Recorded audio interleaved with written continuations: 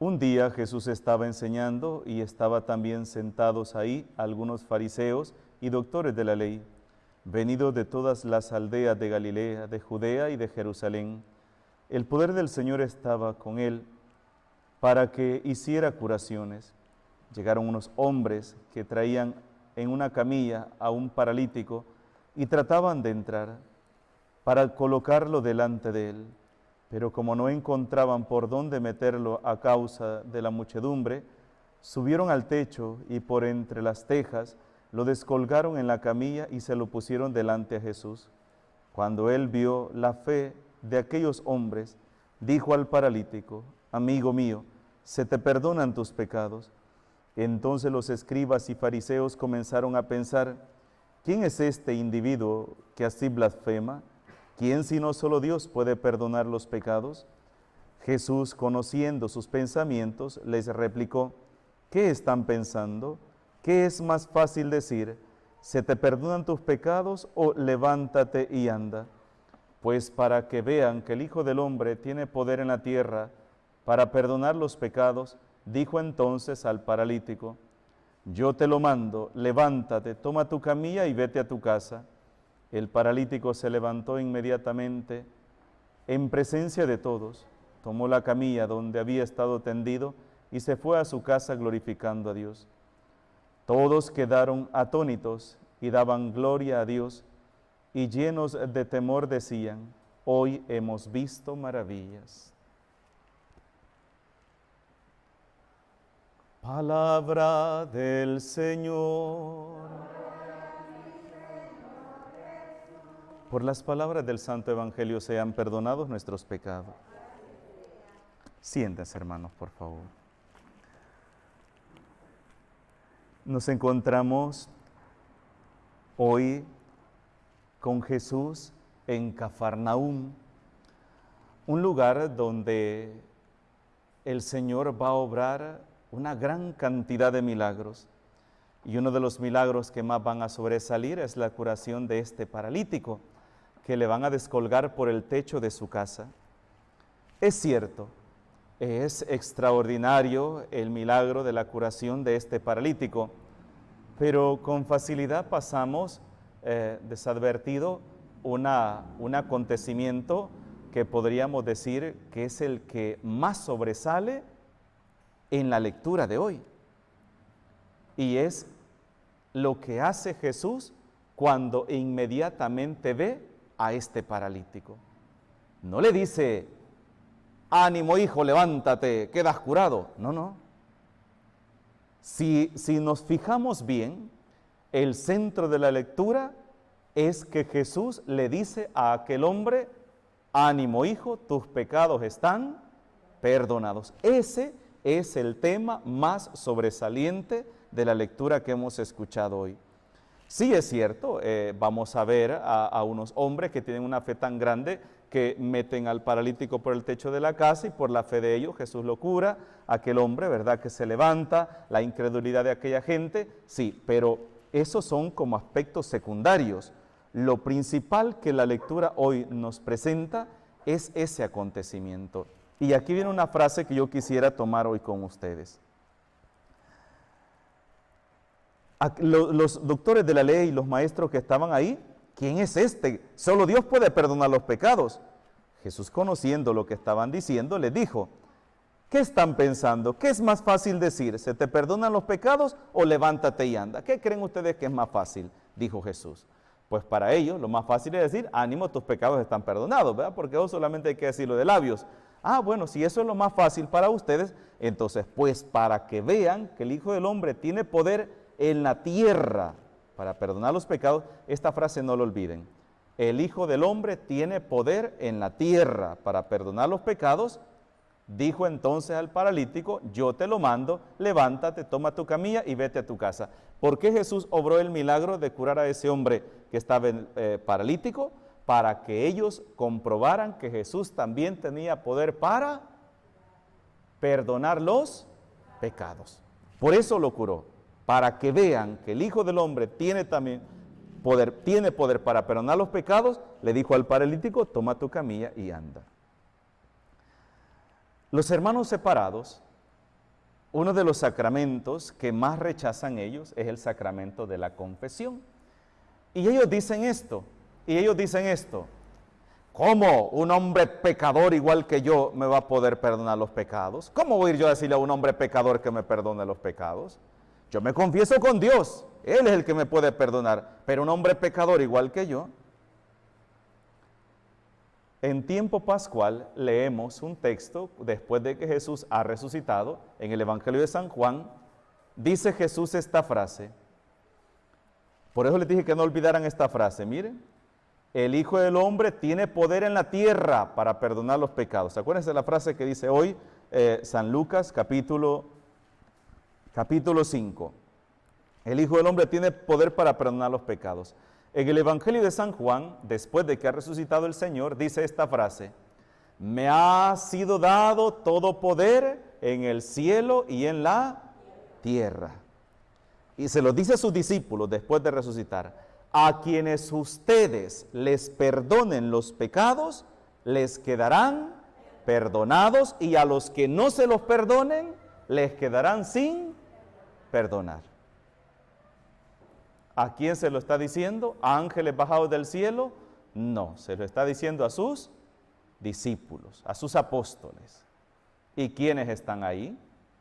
Ahí está Pedro, que ha negado al Señor. Lo negó 3 veces. Y el Señor dijo: quien me niegue a mí delante de los hombres, yo lo negaré delante de mi Padre. Ahí está un hombre que ha negado al Señor. Ahí está Santiago y Juan, que eran unos ambiciosos, que querían sentarse uno a la derecha y el otro a la izquierda cuando Jesús estuviera reinando. Ahí está también los demás apóstoles, que tenían un montón de defectos y pecados. Pero es que aquí es donde viene una cosa importante, y es lo que se nos olvida, que el sacramento de la confesión no es una acción humana, es una gracia que Dios confiere a través del sacerdote a las personas. Esto es lo que se nos ha olvidado. El sacerdote no es dueño del sacramento de la confesión. No es dueño del sacramento de la confesión. Es administrador. Es administrador. Es el encargado de administrar el sacramento de la confesión. Por eso Jesús va a decir en Mateo 16, 18: tú eres Pedro, o sea, piedra, y sobre esta piedra edificaré mi iglesia, y los poderes del infierno no la podrán vencer. A ti te entrego, le dice el Señor a Pedro, las llaves del reino de los cielos.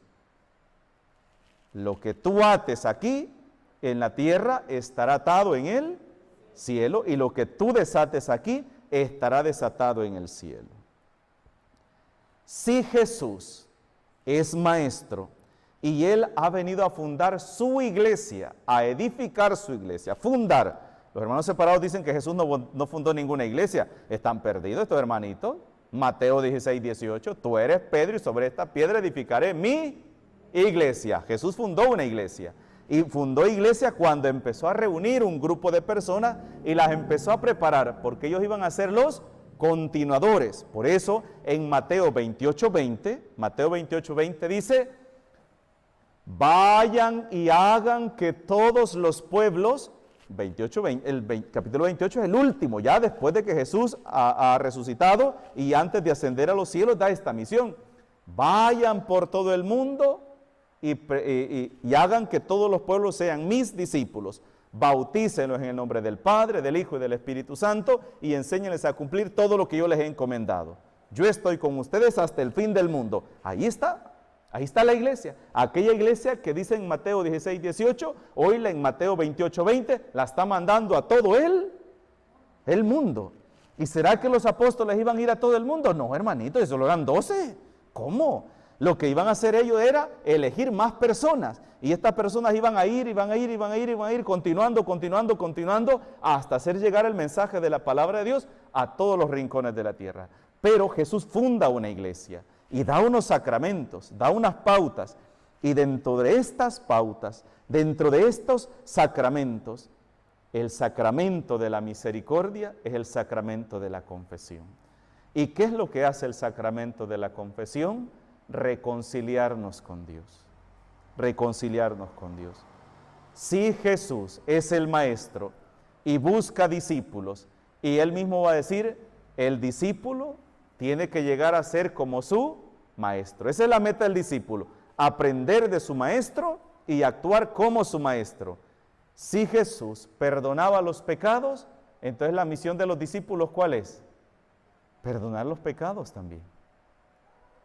Perdonar los pecados, pero el cura no perdona los pecados en nombre propio, es en nombre del Señor.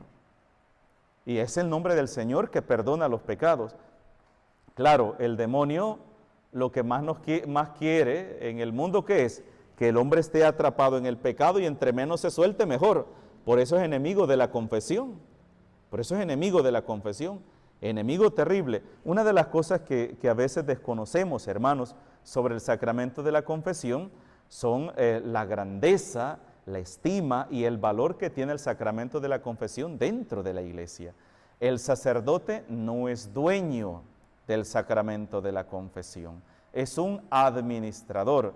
Y saben que así como me dieron a mí la potestad para perdonar los pecados, cuando me ordené, también así me lo pueden quitar. Sí me pueden quitar.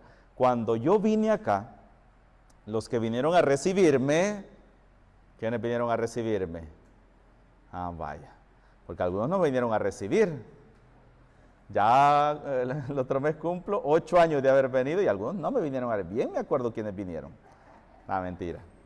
Pero cuando mañana tienen que venir a despedirme. Entonces, una de las cosas que a mí me entregaron, ¿se acuerdan? Fue la estola. La estola es esta. Es este listón que uno se coloca antes de la casulla. Esto representa la autoridad del sacerdote y el poder para perdonar los pecados. Esto significa eso, el poder que el sacerdote tiene para perdonar los pecados. Le dan esta estola, lo sientan aquí como en el confesionario había, ¿verdad? Entonces lo sientan, son 3 lugares, son varias cosas las que le dan a uno. Primero lo revisten con los ornamentos, luego le entregan la estola y lo van a sentar al confesionario. Por eso el nombramiento como párroco dice ahí, tiene la autorización para confesar, para bautizar, para casar, aquí. ¿Ve? Luego me entregan la llave del sagrario, como aquel que está comprometido a alimentar al pueblo de Dios con lo santo, con lo sagrado, con la palabra de Dios y con el cuerpo y la sangre de Cristo. El sacerdote, antes de todo eso, tiene que hacer profesión de fe pública. Reza el credo. Creo en Dios Padre, ¿ve? Como un compromiso de que él se va a mantener firme en los principios cristianos. Y luego le dan las llaves de la puerta de la iglesia, como un compromiso. Es decir, el sacerdote tiene que tener siempre abiertas las puertas de la iglesia para todos los feligreses. Pero nos detenemos hoy en el sacramento de la confesión. El sacerdote se ordena, sí es cierto, pero no es dueño de los sacramentos. ¿Sabían ustedes que si yo, por ejemplo, Jesús Rodas, tengo unos amigos en San Salvador y no tengo delegación para ir a casar a estas personas a San Salvador, y si yo voy a casarlos sin el permiso de nadie y simplemente porque son mis amigos, me los llevo a la playa y aquí ni siquiera son mis feligreses y me voy así sin ningún permiso de nadie, saben que ese matrimonio queda inválido, porque no tiene la autorización, y puede ser un matrimonio que puede ser anulado. En el caso del sacramento de la confesión, también saben ustedes que existe una palabra que ustedes no sé si la han escuchado, que se llama sigilo sacramental. Si un sacerdote divulga el pecado de un feligrés públicamente, divulga el pecado de una persona, ese sacerdote cae en excomunión automáticamente. Queda excomulgado. Queda excomulgado. ¿Y qué significa excomulgado? Que es un sacerdote que no puede celebrar misa, no se puede confesar, no puede entrar a la iglesia, no puede recibir ningún sacramento, y esa excomunión está reservada solamente al Papa. Y hasta que el Papa levante esa excomunión, ese sacerdote podrá confesarse, él. y decir yo cometí este pecado.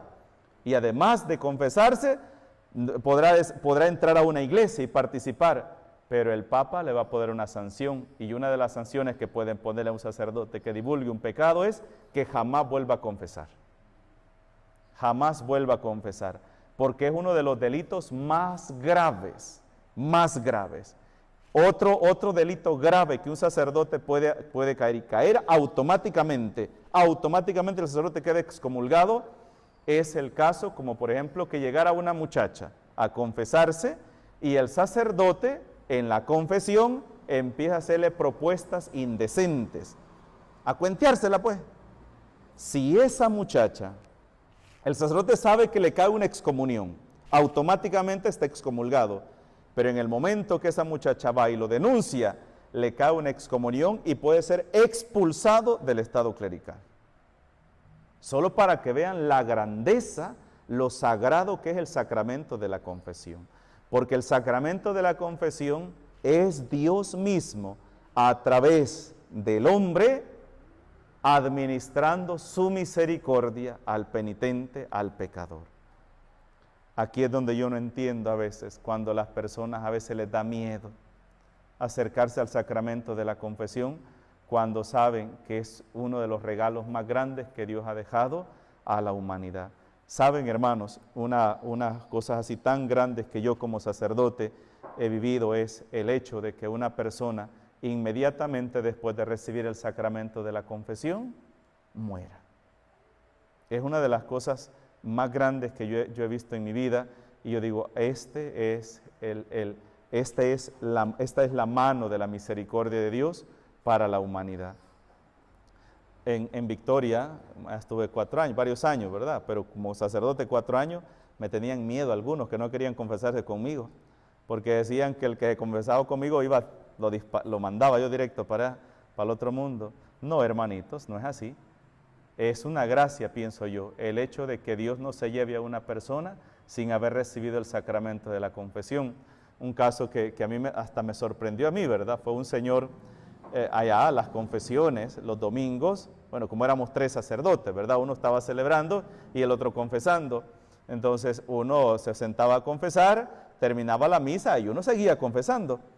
Estaba confesando un señor y ya era el último, y cuando veo corrí la cortinita del confesionario y voy viendo que faltaban como 4 personas para comulgar, y le dije al Señor, él no me dijo, mire padre, estoy enfermo, me duele, no, tranquilo, su confesión normal y todo, y le dije, vaya rezando una Ave María, caminando, le dije yo, para que no se quede sin comulgar, porque es domingo, vaya a comulgar. Y el Señor se vino caminando, fue el último que comulgó, se regresó y se hincó en la última banca de atrás a hacer su acción de gracia.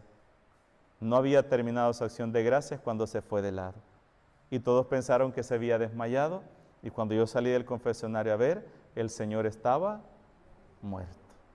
Imagínense qué gracia más grande, ¿verdad? Eso es una de las cosas que digo, qué gracia más grande.